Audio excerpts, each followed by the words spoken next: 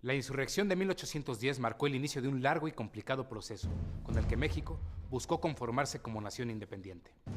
El reto no era fácil. Había que definir aspectos elementales como la delimitación geográfica del territorio, o algo más complejo, como la creación de instituciones, en un escenario marcado además por la lucha entre conservadores y liberales por el poder. Hombres de una misma época y con sentimientos afines a la patria, pero con proyectos de acción opuestos.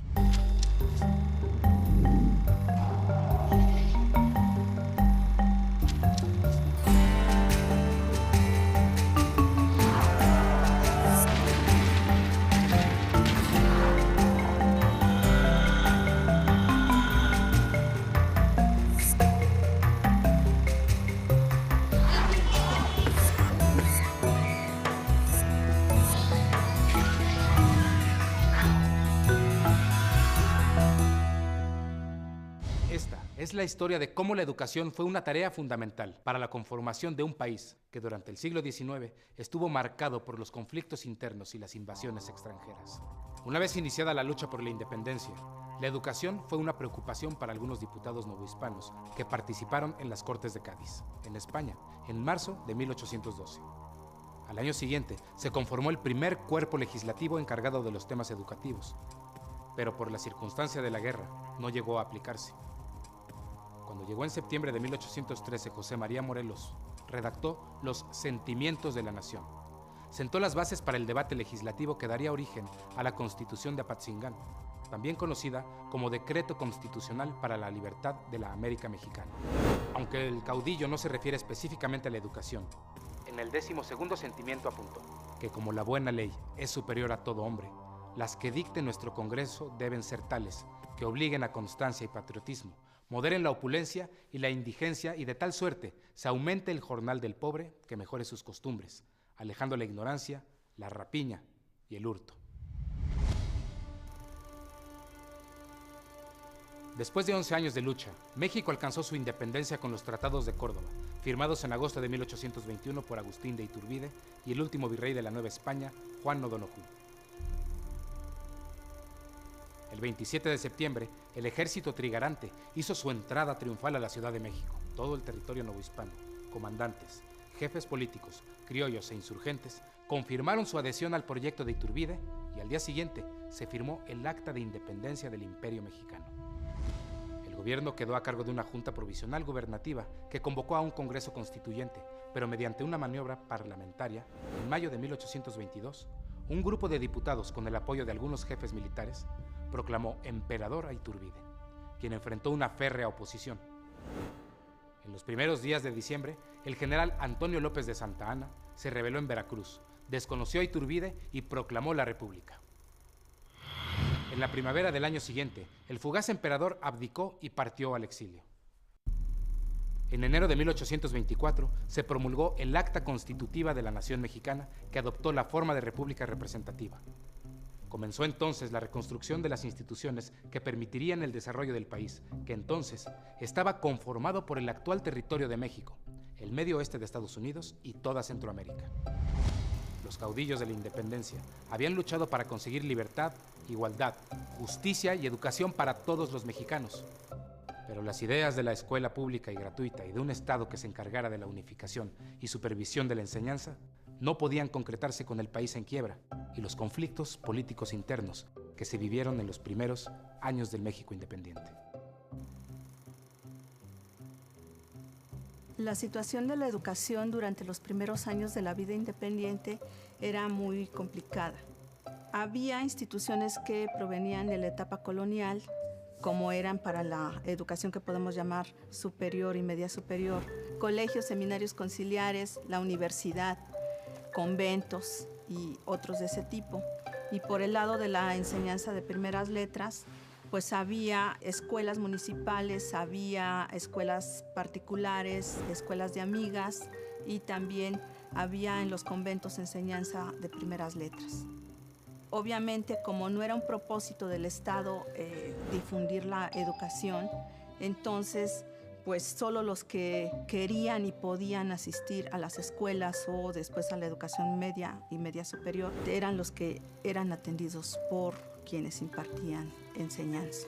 El panorama era, pues, para las mayorías en general muy desolador, y a eso se enfocó mucho del esfuerzo del Estado en ciernes para que pudiera atender eso que fue, a partir de 1821, uno de los objetivos más importantes del Estado: difundir la educación. Multiplicar las escuelas, cambiar el aspecto, darle importancia a algunas cosas que antes no se enseñaban, y desde luego quitarle al clero la educación superior, la superior solamente. Desgraciadamente todos estos planes, incluso en la época de Santana, en la dictadura de Santana, se hace un gran plan para unificar la enseñanza en todo el país, porque en realidad el federalismo dejaba la educación en manos de los estados. Lo que pasa es que hay que tomar en cuenta que no había un quinto. La culpa del desastre del 19 no es ni la dictadura, ni los militares, ni nada, es la falta de recursos.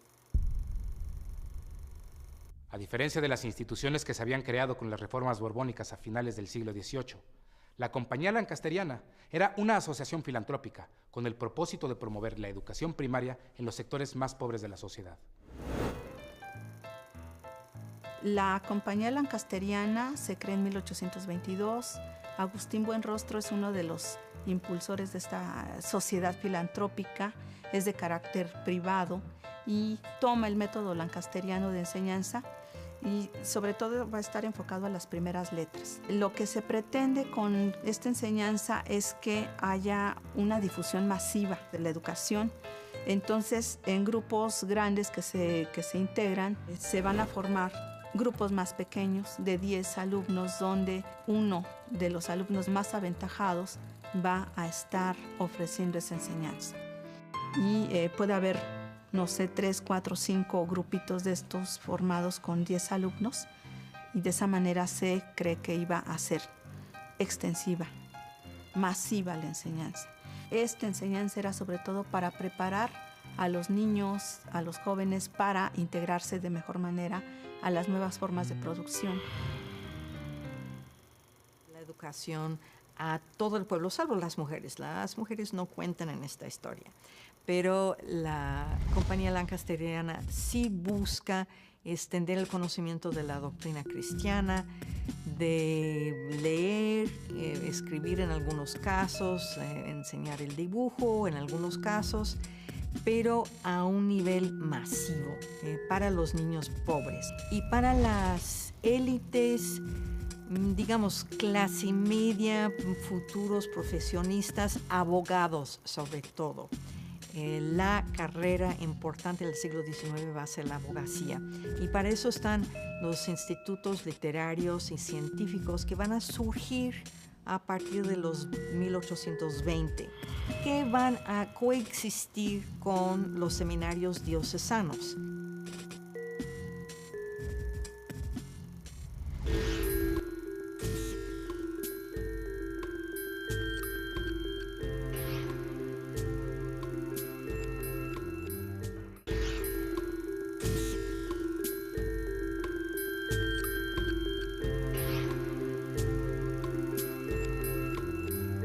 Los intelectuales liberales reconocían la imperiosa necesidad de llevar la enseñanza a todas las regiones del país, ya que la instrucción de los ciudadanos era la única vía para acabar con el oscurantismo y la ignorancia que subsistían en amplios sectores de la población.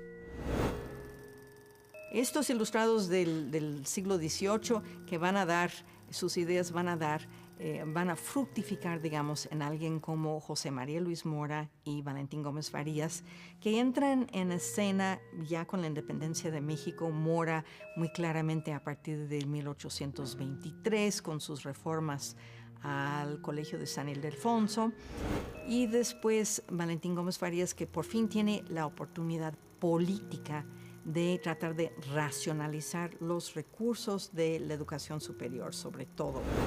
Y la idea es crear una Dirección General de Estudios de Instrucción Pública, donde van a quedar bajo el gobierno todos los niveles educativos, pero sobre todo de educación superior.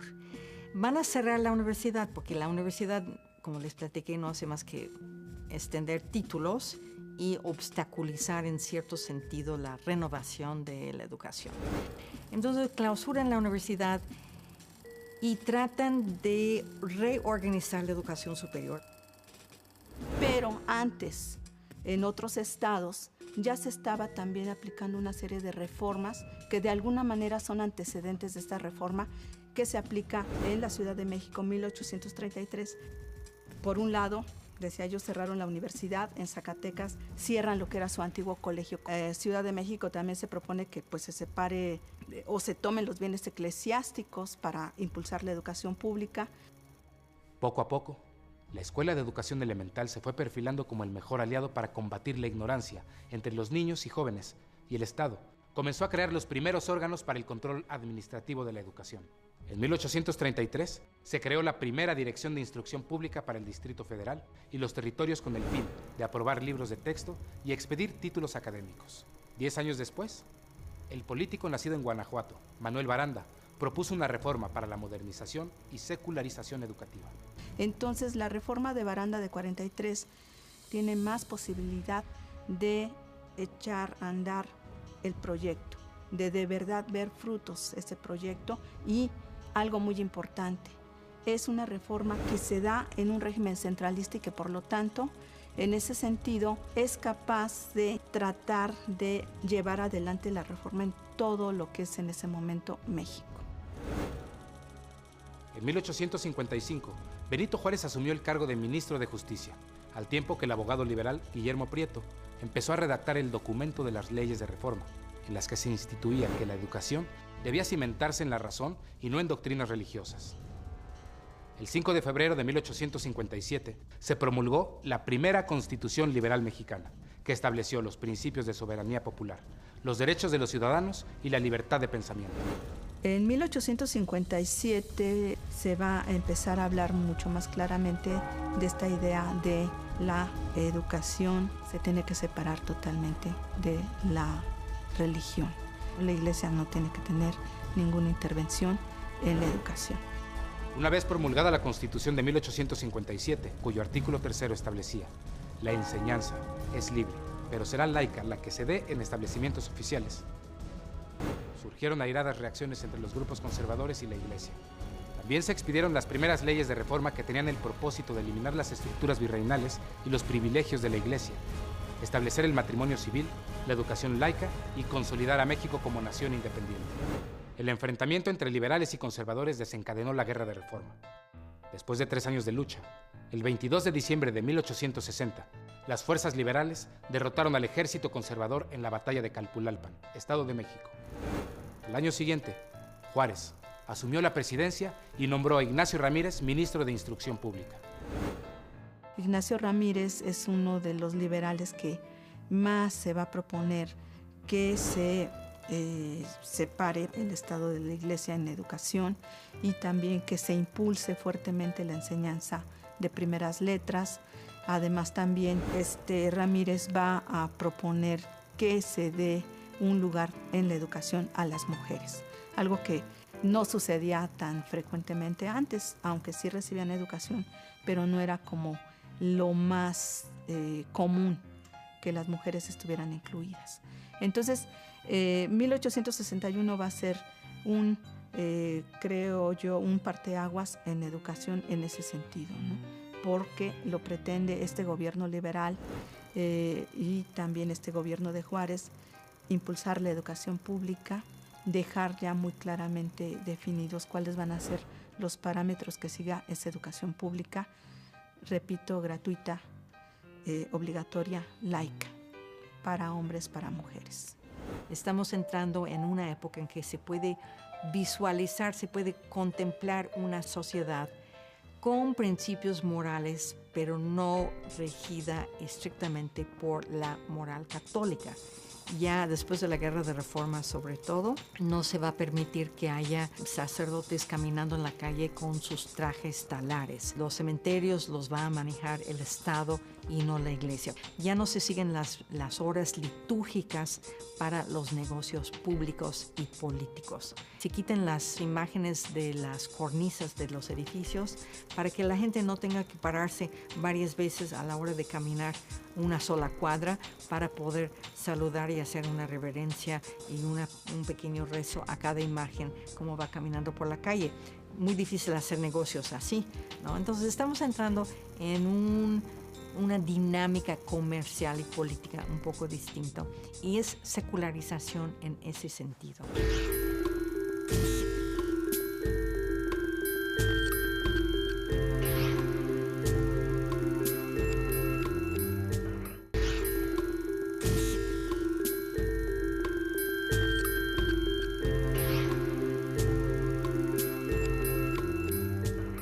En 1862, el presidente Juárez decidió suspender el pago de la deuda externa por 2 años, lo que provocó una crisis diplomática y la invasión del ejército francés.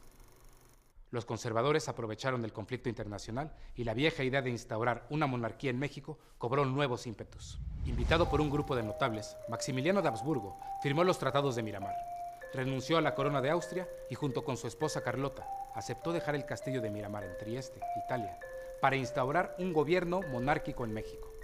La pareja real desembarcó en Veracruz el 28 de mayo de 1864.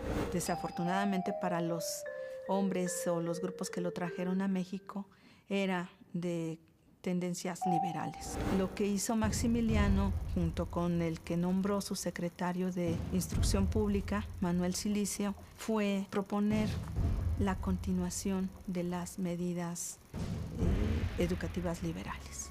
Una educación que fuera laica. Todos los preceptos liberales en educación se los propuso también Maximiliano.